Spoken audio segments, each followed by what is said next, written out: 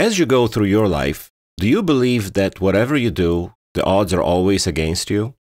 How can you deal with changes in life? Today we're going to give you some ideas from a book that changed my thinking many years ago and perhaps will also change yours.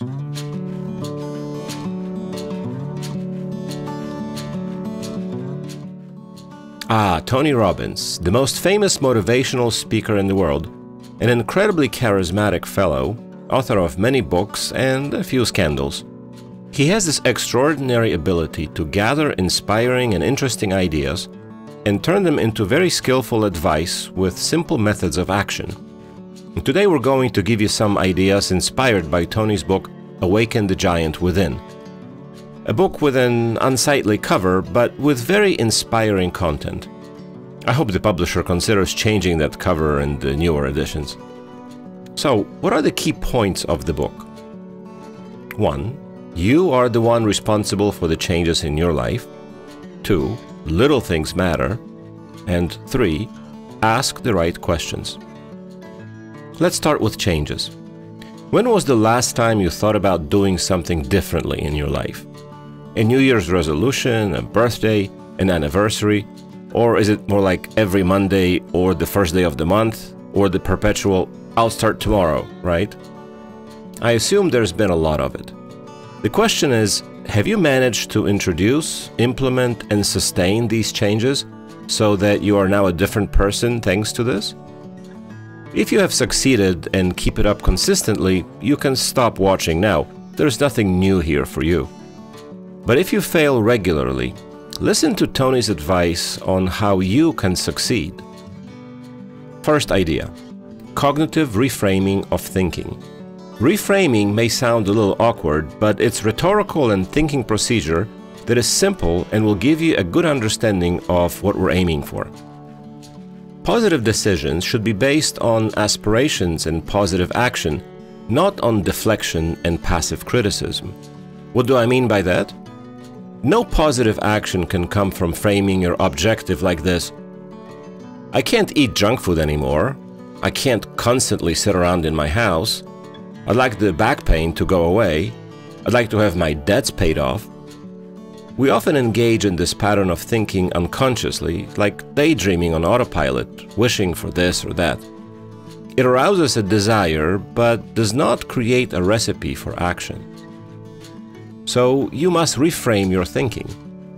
Once you have made a list of things to change, make sure the goals are clear so it's easy to make a sound decision. For example, I'm going to start eating healthy things. I'll go out on long walks a lot. I'll get a massage from my back pain. I'm going to start making money to pay off my debts. It seems trivial, but contained in this approach to one's goals is the clear beginning of the instructions for action. When we think negatively about ourselves, I can't eat this crap anymore, the answer is, okay, then don't eat it. It's just that it still doesn't tell you what to do. But when we think, I'll start eating healthy things, we get a whole bunch of things to do. Find a good shop or a better quality restaurant, and we can follow the instructions precisely. Second idea: the decision must be clear. The goal must be clearly defined, preferably broken down into small parts, like I will eat healthy food can be detailed as I will buy only fresh food, lots of fruit and vegetables, and further, I will eat only in healthy restaurants, and so on. You can split a large target into small components. Third idea: get moving. Once you've set your goals, go ahead and start moving toward them, no matter what happens along the way. Soichiro Honda, when he was still at school, dreamt of producing piston rings for the automotive industry. During World War II, the lack of concrete on the market completely thwarted his plans to build his factory. However, he had a very clear goal to which he dedicated himself and decided that he would move forward no matter what. He developed his own way of making concrete without waiting for anyone's consent. And that's how the worldwide brand Honda got its start. Idea number 4. Analyze your failures. I know failure can get you down sometimes, but if you don't learn anything from a failed attempt to change your life, you'll be on a very frustrating merry-go-round. Therefore, observe when old habits return, in what circumstances, in whose company, and in which moments the change is extremely difficult to maintain. Equipped with this knowledge, you will get through the second and third attempts with better results until you succeed. Idea number 5. Associate bad habits with bad things. The nature of a habit is that it is usually automatic and uncontrolled. But if we have defined our goals and we also know what habits we need to get rid of, we can make a clear association and decision. Associate an unwanted habit with an activity that causes you pain or shame.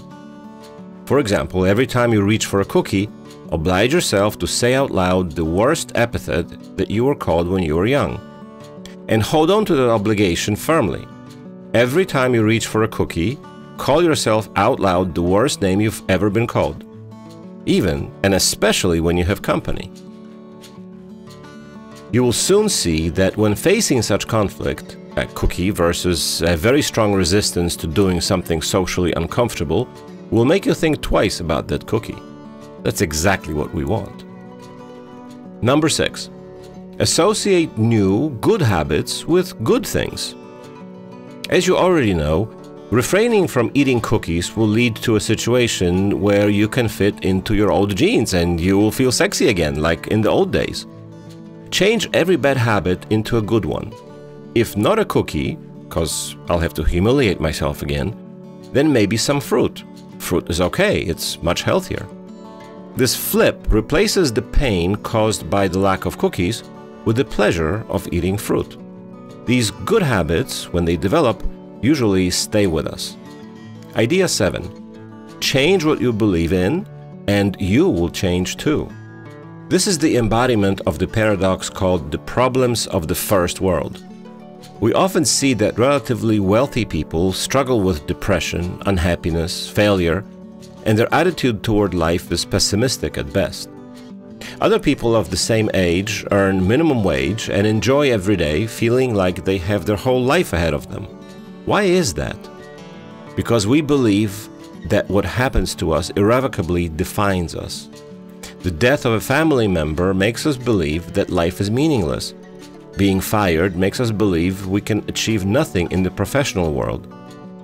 A family member says something negative about you, surely there must be something to it. Such fixed harmful beliefs about oneself cause a very strong resistance to change. So what can you do about it? Start interpreting. Simply put, start asking the right questions. Isn't it true that the unpleasant thing I'm experiencing now will make me stronger and help me better understand a certain life process? Isn't getting fired an opportunity to change my work profile and find a more interesting activity where I can use my skills better? Does what I hear about myself result from the other person's concern for my well-being, or is it caused by other emotions? There are lots of questions like these that you can ask. It's about understanding where the negative belief comes from and, as in the first point, reframing the definition of an event, starting to think about life in a different way, looking at it from a different perspective. You can look for a mentor who has changed his way of thinking about himself in a way you find fitting and adapt his way of thinking and acting to facilitate your work. Idea number 8. Change your vocabulary. Expressing positive emotions is something that in many cultures is rarely practiced, especially with loved ones and toward ourselves. On the other hand, we verbalize negative emotions very easily. We use strong words, dropping the F-bombs and the S-bombs all over. We unload on other people, that motherfucker, and so on. It's easy as a schoolyard game. Tony advises, first of all, to increase positive vocabulary describing positive emotions. I feel good, or I feel awesome. I feel like I've never felt before. Give yourself a permission to be more expressive. In negative cases, the most obvious advice is simply to cool off and bite your tongue. But there's another interesting advice from Tony. It is a replacement of typical curses with very atypical ones. Hot dang, Jiminy Cricket, as a negative reaction, will immediately bring out a little more sympathy and smiles. A change of vocabulary is a change in the level of thinking and is very useful with other changes. And what about asking the right questions? Here's idea number 9. Distinguishing between negative and positive questions. If we ask ourselves, why does this keep happening to me? Or why do I have to suffer so much? We consciously and subconsciously focus on failure, on this bad moment in our lives. This drags us into negativity, and that's not where we want to be. It's one of the most difficult things to change because it's very hard to think in opposite. But after you're done feeling sorry for yourself, you can ask, what is good about this situation? How can I make solving this problem more pleasant for myself?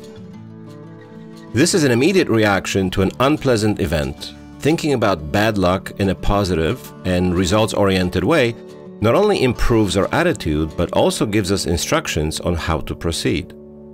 As in Covey's teachings, proactive thinking sets a very clear direction for what I can do, how I can take advantage of the situation, what I can learn, and so on. You can ask these questions in a moment when nothing in particular is happening, when you're just thinking about your life. Instead of sulking in your bad luck, you can ask different questions. What's good in my life? What am I proud of? This will serve a more practical purpose than focusing on internal suffering. The goal is to make you feel better and to help you take the next steps toward change. And finally, idea number 10. Ask questions about values, not things. What are the most important things in my life? What are the things I want to avoid at all costs? What do I like to do? What do I not like to do? Why do I like doing these things? Do I have to sacrifice something in my life in order to achieve the values I'm aiming for? If so, is this important? Okay, but seriously, who actually asks themselves such questions? These are very important issues, yet we rarely think about them. We usually ask about things and facts, not knowing what our aspirations, values, and beliefs are. Covey defined this very nicely as your own constitution, something that is an ironclad definition of your conduct in terms of what you want and what you're aiming for, as well as what you don't want and want as little of as possible in your life. These values, if they are well defined, give a very clear indication of the direction in which you should go or change. It is easy to say, I need to change, or I want to eat healthy.